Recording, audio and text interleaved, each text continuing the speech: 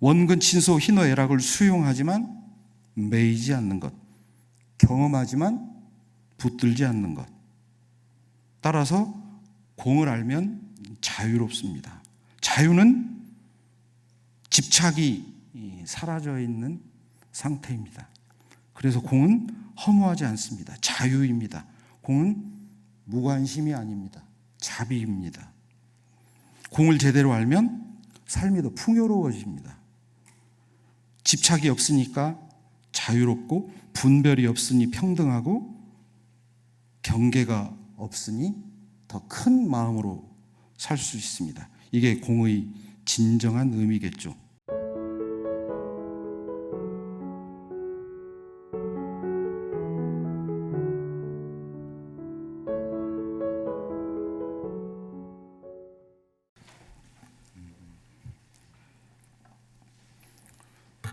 식전성가에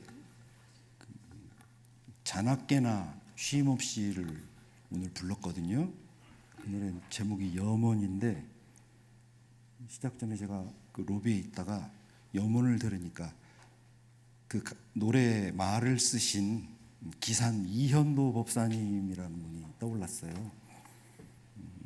누구보다도 천진난만하시고 순수한 어린이셨고, 이제 그 정화다원이시고 시인이시고, 그 시인이어서 글을 그렇게 잘 쓰셔서 그 글 가운데 하나가 염원, 이제 그 노래가 탄생하게 됐고, 또 다른 모습보다도 그 오래전에 하섬이요, 우리 그 부안 앞바다에 있는 하섬 원장을 하실 때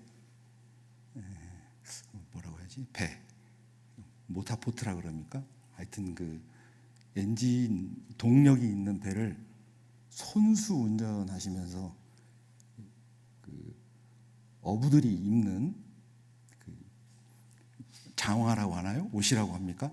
그걸 입고 배를 직접 운전하시면서 육지에서부터 섬까지 사람들을 그 떼약볕에 얼굴이 시커멓게, 어느 날 제가 젊은 시절에 배웠을 때 얼굴이 시커멓게 탄 상태로 그렇게 일하시고, 또 성리에도 밝으셔가지고 성리 관련 책도 내셨어요.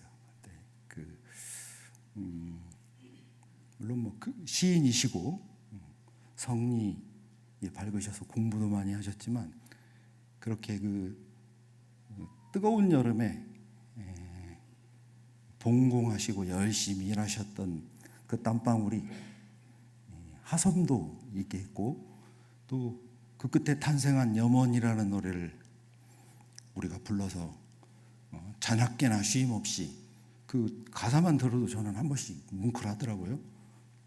자나깨나 쉼 없이 나도 그러고 싶다, 이제 그런 다짐도 해보고 그럽니다.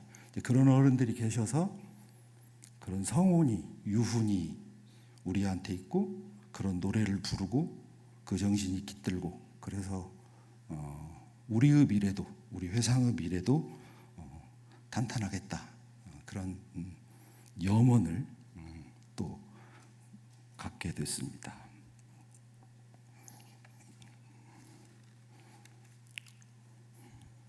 오늘은 천지보은의 3조, 천지의 지극히 공정한 도를 채받아서 만사를 작용할 때에 원근 친소 희로애락에 끌리지 아니하고 오직 중도를 잡을 것이요. 천지보은을 하려면 세 번째 조항으로 천지의 공정한 도를 채받아서 우리도 공정해라, 이렇게 그 보은의 조목을 불공하는 방법을, 천지에 불공하는 방법을 내주셨습니다. 공정은 공명정대의 줄임말인 것 같습니다. 공명은 사사로움에 얽매이거나 한쪽으로 치우치지 않고 올바르다. 정대는 바르고 당당하다, 공평하고 바르다, 그런 뜻이 됩니다. 그 앞에 그 공정에 공변될 공이라고 하는데요.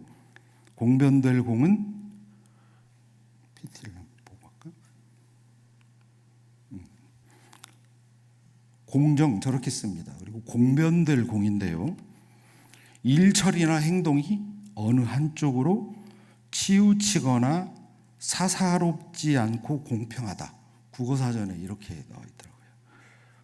정, 바를 정, 바르다는 삐뚤어지거나 구분대가 없이 곧고 반듯하다라는 뜻을 갖습니다.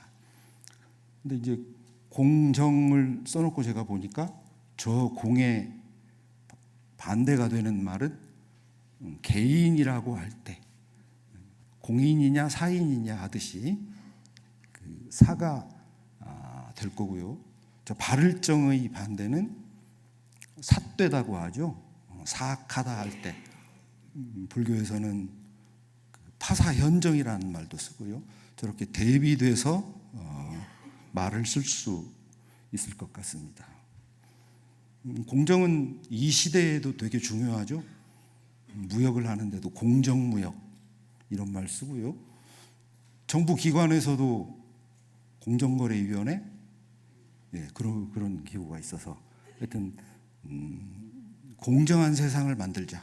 무역을 하고 경제활동을 하고 기업활동을 하고 소비와 생산과 유통이 만나는 곳에서도 서로 공정해야 된다. 그걸 강조하고 있습니다.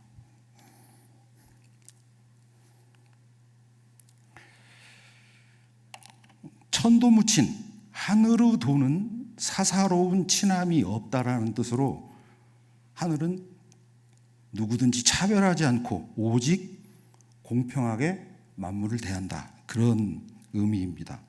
상여선인과 함께 쓰여가지고 하늘은 친한 사람이 따로 없으나 늘 착한 사람과 함께한다. 이렇게 노자께서 도덕경에 말씀하였습니다.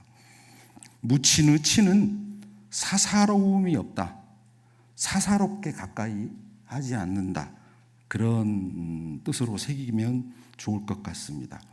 선인은 악인에 반대되는 선악의 상대가 되는 그런 개념의 대비되는 선에 대비되는 악이라기보다는 사사가 없는 사람, 사사로움이 없는 사람을 여기서 선인이라고 하시지 않았을까 그렇게 말씀드리고 싶습니다. 하늘의 도는 사사롭게 친하지 않고 사사로움이 없는 사람과 함께한다.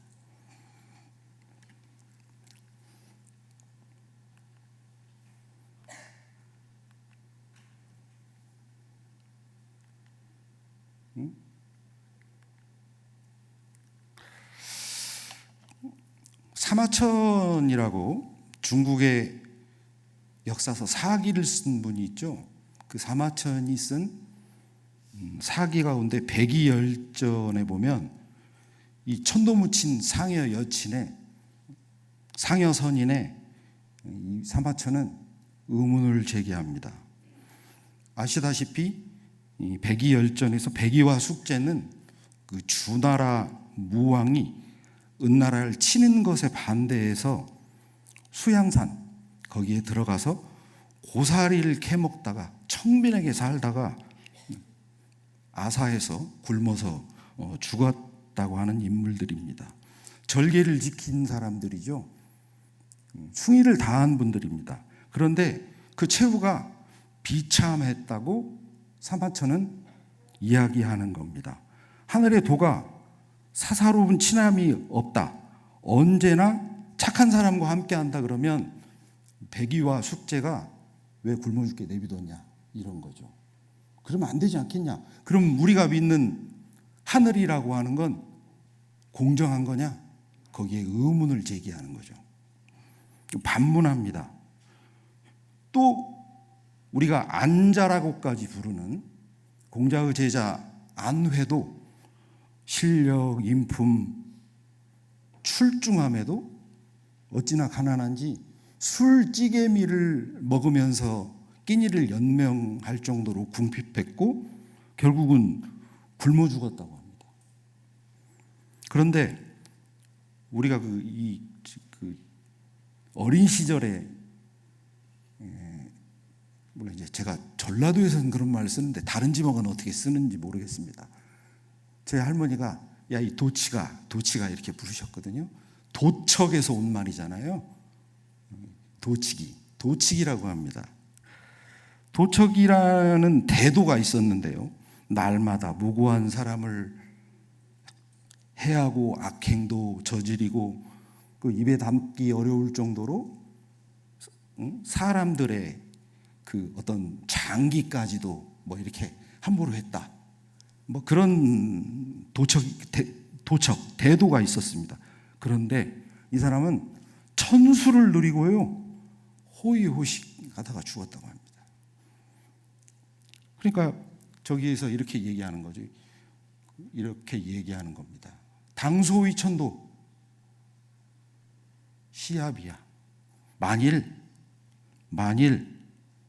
이것이 한으로 도라면 도라는 것이 옳은 것인가 그런 것인가 회의하는 거죠. 의문합니다. 하늘이 어찌 이렇게 무심할 수가 있냐. 그러니까 공정하다 그러는데 하늘이 진짜 공정한가? 거기에 저도 늘은 아니지만 가끔씩 하늘 의심할 때도 있습니다.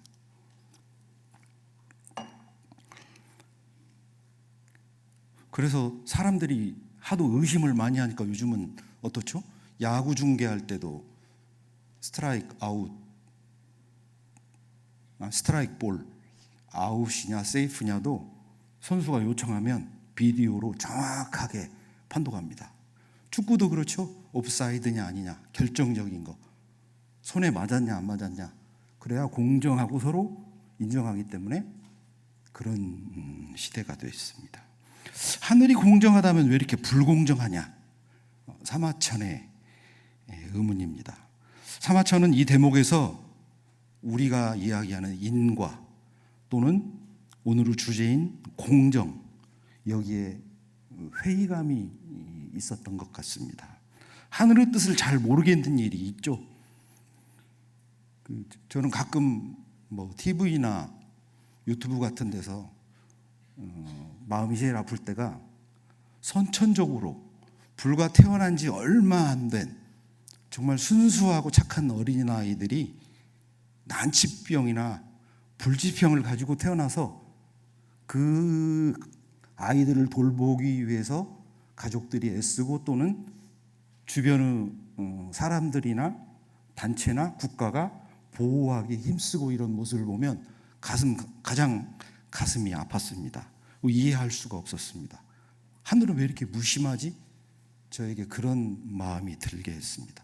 그뿐이 아니죠. 천재지변 같은 거, 난데없는 거, 하늘의 뜻을 모르겠네.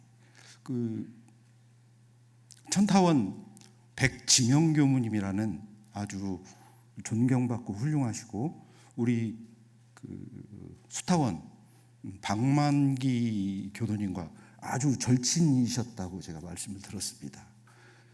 좋은 학교에서 좋은 서원으로 출가하셔서 원대에 근무하시면서 만인의 존경받던 교무님인데 병으로 일찍 열반하셨습니다. 그때 그분의 열반을 당해서 어느 교무님께서 쓴 가을인데 성탑 뒤 솔숲길 걸어봐도 하늘의 뜻을 모르겠네, 이런 시가 있더라고요. 하늘이 원망스러웠던 거죠. 대체 공정하신 우리가 믿는 법신불 사은이 왜 이렇게도 무심하고 왜 이러신단 말입니까? 이렇게 원망하시는 시였습니다. 그런데 인과는 상벌을 내리는 어떤 주제자가 따로 있는 게 아니죠. 콩 심은 데 콩 나고 팥 심은 데 팥이 나는 것처럼 개인이 지은 행위가 인연을 만나서 그대로 결과로 이어지는 거죠. 지금의 결과는 반드시 내가 지은 이인의 연이 만나서 가져오는 것, 이걸 부인할 수 없습니다. 사마천이 착한 백이숙제는 굶어 죽고 악한 도척은 천수를 누리니 하늘의 도가 부당하다고 본 그 결과조차도 우리 불교, 원불교에서는 철저한 인과 법칙으로 설명하죠. 그 어떤 결과도 공정하다. 그 어떤 모습도 왜 공정하냐? 하늘이 사사의 마음으로 그런 적이 없다. 사적인 감정으로 누구는 좋아서 누구는 미워서 오늘의 주제인 누구랑은 먼 관계고 누구랑은 가깝고 이래서 하늘이 기분이 좋아서 하늘이 기분이 나빠서 그런 일은 없다는 거죠. 그래서 천지는 공정하다. 사사가 없기에 공정하다. 정전에서 이렇게 말씀하고 있습니다. 태양은 높은 산에도 깊은 골짜기에도 평지에도 똑같이 빛을 비춥니다. 천지는 어느 특정한 존재를 편애하거나 미워하거나 그에 따라서 차별을 두지 않습니다. 빛 또한 대상과 장소를 가리지 않고 만물을 적십니다. 사사로운 감정을 섞지 않고 모든 존재를 평등하게 대하는 마음이 천지가 가진 공정입니다. 아프리카가 더운 것이 천지가 아프리카와 멀어서가 아니고요. 북극이 그 러시아에도 가도 겨울에 영하 75도까지 떨어지는 그런 지역이 있는데 그 사람들이 싫어서 천지가 영하 75도까지 내려가는 게 아니라는 거죠. 그럴 리가 없다는 거죠. 요즘에 청소하시는 여사님들이 새로 오셨는데요. 최경화님이라는 분이 청소를 아주 희망스럽게 하십니다. 어떻게 심각하게 하시는지요? 그 내왕하시는 교도님도 저렇게 청소하는 분들 처음 봤다고 저분들 불공 잘해야겠다고 모두들 말씀합니다. 뭐 바닥은 말할 것도 없고 바깥 유리창도 세제 묻혀가지고 사다리 놓고 올라가서 닦고 그 청소 용역하는 분들이 그렇게 청소하는 분들 없다 그러더라고요. 지지난 주인가 이분이 열심히 청소를 했는데 명랑하세요. 그리고 좀 미안해가지고 살살 하라고 오히려 저희들이 그럴 정도로 되게 열심히 하시는데 아이고 일도 아니에요 하시면서 합니다. 근데 그날 오후에 유리창 청소 깨끗이 했는데 비가 오더라고요. 하늘도 무심하시지. 그런데 비가 오면 그분의 노력과 정성은 뭐 수포로 돌아가는 건가요? 그렇지 않죠? 비가 무슨 그 최 여사님에게 사사가 있어서 억하심정이 있어서 비를 내리나요? 그러니까 천지는 공정하다 이렇게 말씀하시는 거죠. 여기에 우리는 의심이 없어야 되겠습니다.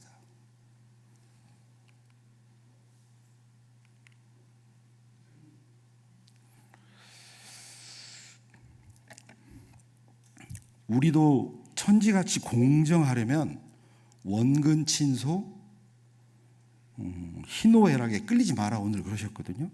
뭐 어떻게 하면 원근친소 희노애락에 끌리지 않을 것인가? 요 본문이 좋은 열쇠가 될 수 있겠다 이렇게 말씀드리고 싶습니다. 오타원 이청춘 대본동도께서 대종사께 여쭙니다.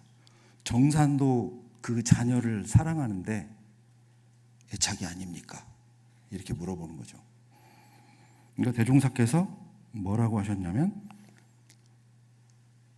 야 그러면 가족을 사랑하는 마음도 없는 감각이 없는 목석을 도인이라고 하겠다.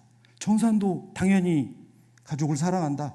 근데 가족을 사랑하는 근친이라고 하는 애정이라고 하는 마음이 있지만 그 일로서 공부나 공사에 등한시한 적이 없다. 이렇게 얘기하십니다. 희노애락 원근지소에 끌리지 않는다. 그렇죠? 사실 원근친소 희노애락이 다 있죠. 없을 수가 없습니다. 그 친한 분들이 있잖아요. 근데 이제 이 원근 친소 희노애락이 사람 관계에 되게 그 미묘한 어떤 갈림길 같은 걸 주는 건 분명한 것 같아요. 제가 영산에서 학생들을 지도해 보니까요, 열심히 사는 학생이 예뻐요.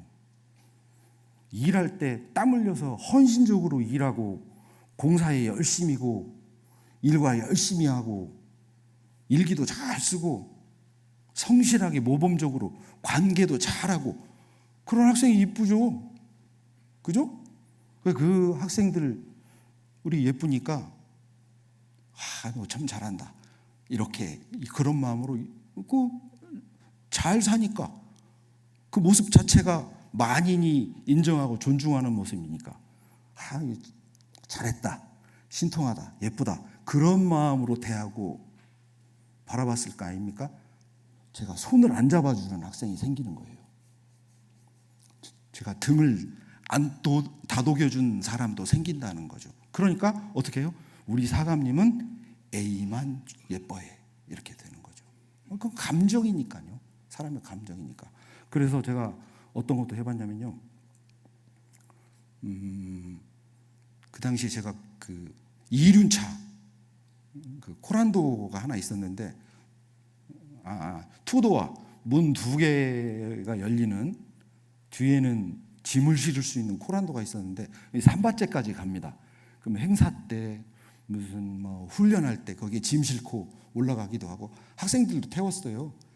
이제 교통편이 마땅치 않으니까 남학생들이니까 7, 8명씩 태우고 목욕탕도 다니고 그랬거든요. 불법을 활용했죠. 근데 그 차를 못 탄 사람이 생기는 거예요.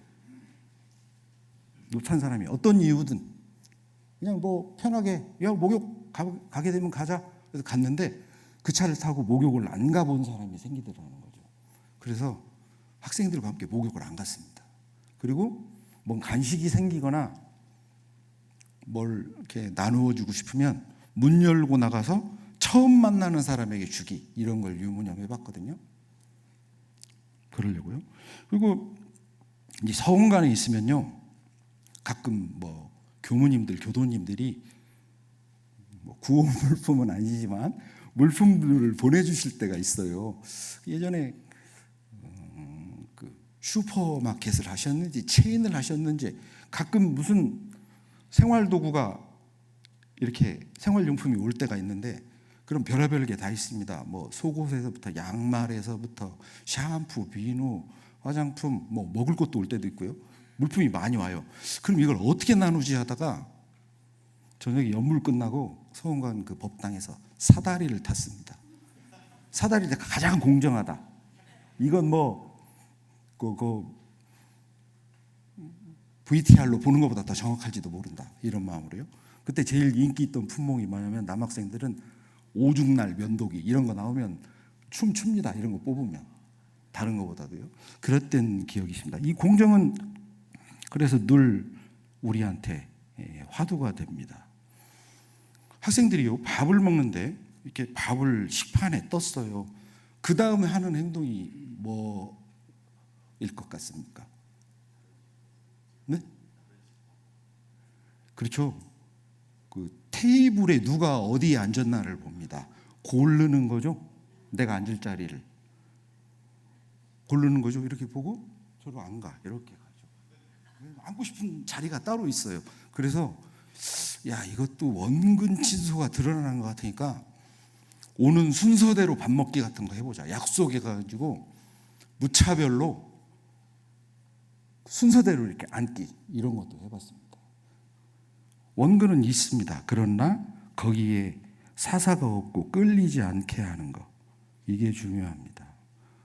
때때로 당연히 가족이 있고 친구가 있고 같은 단이 있죠.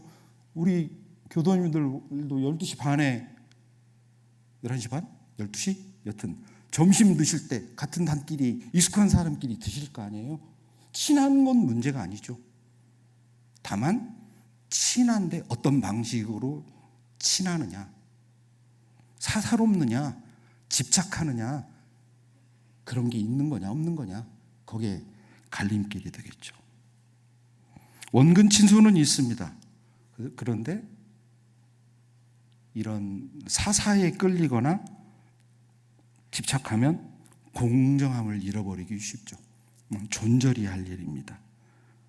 천지처럼 공정하려면 사사가 없어야 되겠습니다. 사적인 감정, 인연 이런데 묶이지 않으려는 우리의 그 태도와 노력이 필요합니다.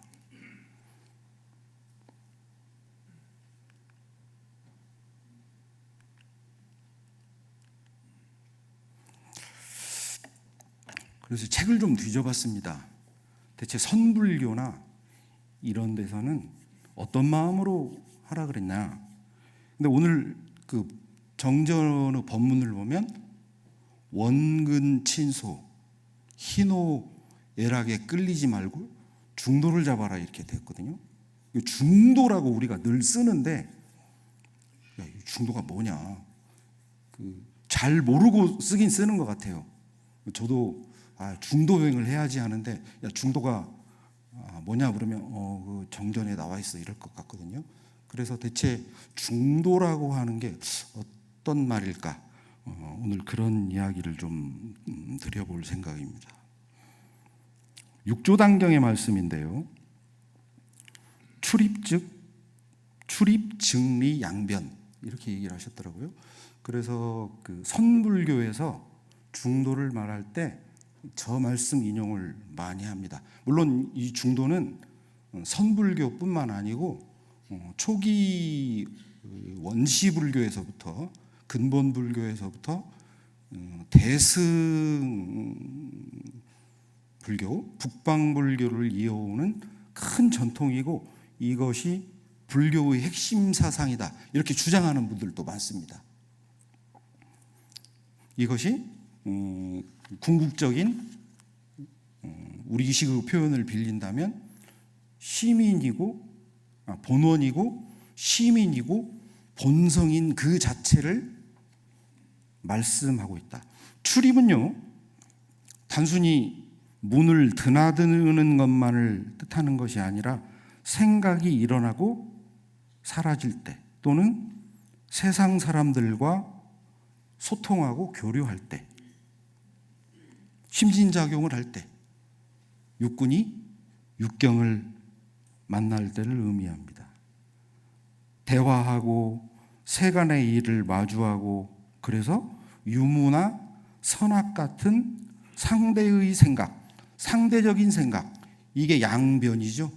양쪽 편. 변은 가장자리를 뜻합니다. 그러니까 유무, 시비 그런 것들에 대한 양변을 곧바로 떠나버려야 자성을 잃지 않는다. 그 자성을 잃어버리지 않아야 중도행이다. 그것이 그래야 사사의 마음이 노관한 경지다. 이렇게 말씀하고 있습니다.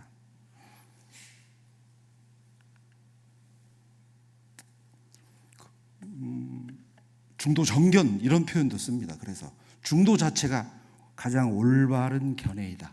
정견이라고 할 때 제대로 바르게 본다라고 할 때 뭘 보는 거냐? 중도를 보는 거다. 중도행을 실천하는 거나 편견이나 집착이 없이 실상을 본질을 바라보는 눈을 이야기하고 있습니다.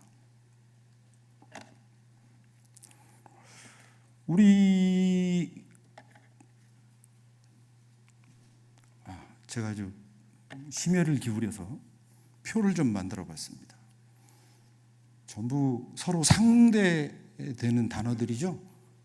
원근이 오늘 많이 나옵니다. 원근 친소에서부터 밑에 보면 남녀노소까지 서로 상대되는 단어거든요.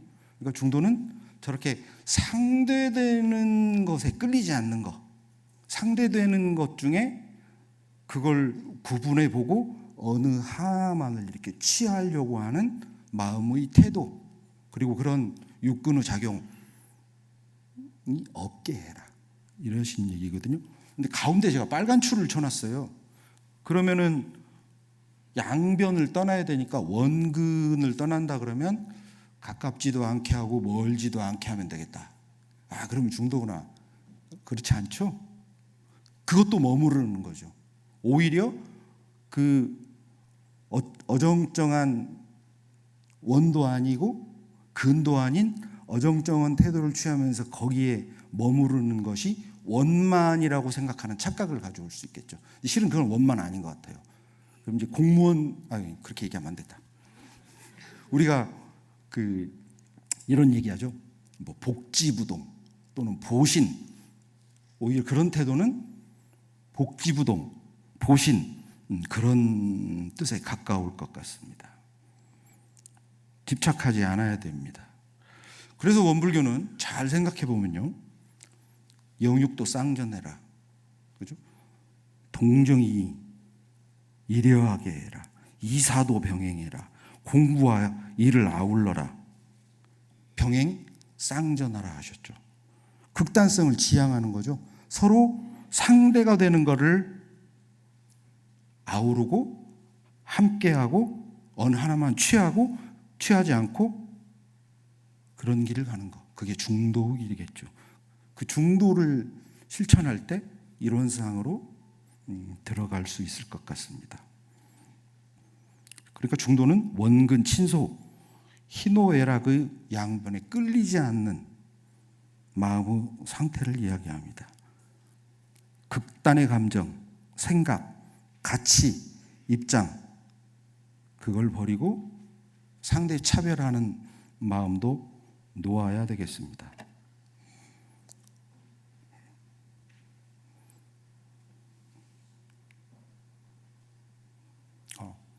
빨리 나왔네. 원근 친소 희노애락 12예의 남녀노소 선악귀천 동서남북에 끌리지 말자고 하지만 쉽지 않습니다. 하루 종일 저를 봐도 이 사이에서 진강급하고 천당과 지옥을 왔다 갔다 합니다. 감정선이 무너지면요, 언제 온전한 생각으로 취사하고 그럴 겨를도 없이 잊어버릴 때도 있습니다. 정신 차리고 이론상처럼 공정함을 지키기는 쉽지 않습니다. 분별 주착이 없게 하라, 연불좌선해라, 담담한 맛을 길들여라, 온전한 생각으로 취사해라, 비워라, 멈춰라, 돌려라, 세워라, 쉽지 않습니다. 잘 되지 않습니다. 저도 잘못합니다. 공부인의 길이 녹록지 않습니다. 그런데 이 공부 전부가 사실은 오늘 이야기하고 있는 사사가 비워진 극단의 그 상대하는 마음이 떨어진 중도길, 비우무 길을 말씀하고 있습니다. 공정함을 지키려면 상대 차별에 끌리지 않고 중도를 실현하려면 필요한 마음을 비우는, 비일공자 마음을 비우려는 태도인 것 같습니다. 공을 염두에 두어야 되겠습니다. 공에 대해서 다시 생각해 봅니다. 이 꽃 사진인데요. 이 꽃 사진은 어느 날 제가 보니까 태타원 신성년 교도님께서 전화기에서 이렇게 이 사진들을 이렇게 가지고 이렇게 AI 같은 걸로 이렇게 작업하시고 이런 걸 모습을 되게 봤는데 꽃이 수백 장의 사진이 있더라고요. 그래서 제가 한 20장만 주십시오 그랬더니 한 70, 80장 왔는데 그중에 이렇게 몇 장만 가져왔고요. 언제였지? 어젠가 그젠가는 교무님 더 있는데 더 줄까요? 이러시더라고요. 충분합니다. 충분합니다. 맞습니다. 꽃이 아름답습니까? 아름답지 않은가요? 이 공은요, 아름다운 꽃도 영원한 실상이 아니고 변하는 것이다, 이렇게 얘기하고 있는 겁니다. 마음도 실체가 없고 변화하죠. 중도를 다른 말로 표현하는 게 공입니다. 양변을 전부 다 버려라가 중도라고 한다면, 공은 이것도 실체가 아닌데 비워라. 이것도 영원하지 않다. 인정해 줄 만한 영원성이나 독자성이나 고유성이 없다. 근데 왜 붙잡고 있냐? 이렇게 말하는 거거든요. 똑같은 얘기를 조금 다른 관점에서 설명하고 있습니다. 그러니까 원근 친소 희노애락에 끌리지 말고 중도를 잡아라, 이 말은 원근 친소 희노애락은 공한 것이니까 어디에도 머물고 집착하지 마라, 이 말과 같은 말입니다. 천지는 원근 친소 희노애락으로부터 공하기에 공정한 거죠. 사사와 분별과 차별이 공에 있습니다. 공은 없다라고 말하려고 하는 게 아니죠. 영원한 실체가 없다. 지금 붙들고 있는, 지금 보고 있는, 집착하고 있는 이거 아니면 죽을 것 같은 거, 이거 헛개비다. 이거 놓아라. 이렇게 말씀하고 있습니다. 영원한 꽃은 없죠. 변하지 않는 꽃은 없습니다. 붙잡아야 할 실상, 실체로서의 꽃은 어디에도 없습니다. 이렇게 가르침을 주고 있는 게 공이겠죠. 끌리는 것은 집착하는 겁니다. 이거 아니면 안 될 것 같은 건 이미 끌려 있는 거죠. 나도 지금 여기 있고 생각하고 있고 느끼고 있고 행동하고 있습니다. 하지만 영원한 나는 없죠. 변하지 않는 나는 없습니다. 어제의 나와 오늘의 나는 분명히 다릅니다. 찰나마다 변하고 있습니다. 나라는 고정된 실체는 없습니다. 그렇다고 나가 없는 것은 아니지만 여기서 작용하는 나는 분명히 있지만 그 나에 머물지 마라. 그래서 공은 무집착을 말씀하고 있습니다. 존재하지만 집착하지 않는 것.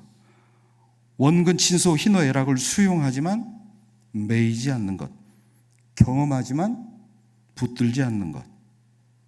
따라서 공을 알면 자유롭습니다.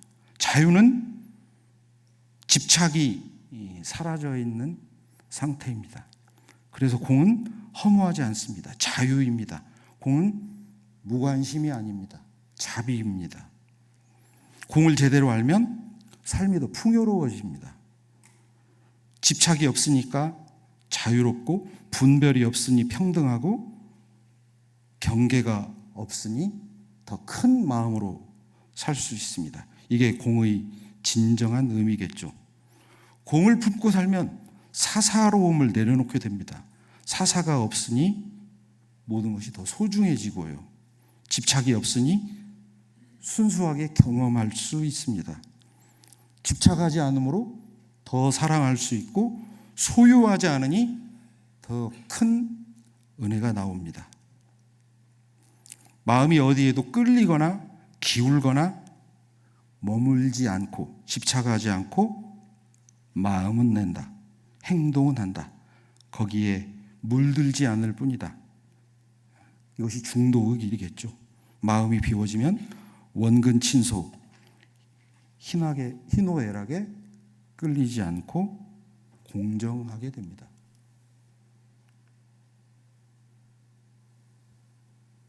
정산종사 말씀입니다. 천지은 가운데 공정한 도를 해설하시기를, 공은 천지가 어느 한 물건만을 위함이 아니고 일체 만물의 공유가 된 것이요, 정은 각각 저하는 바에 따라 원근 친소가 없이 응하여 주는 것이니라.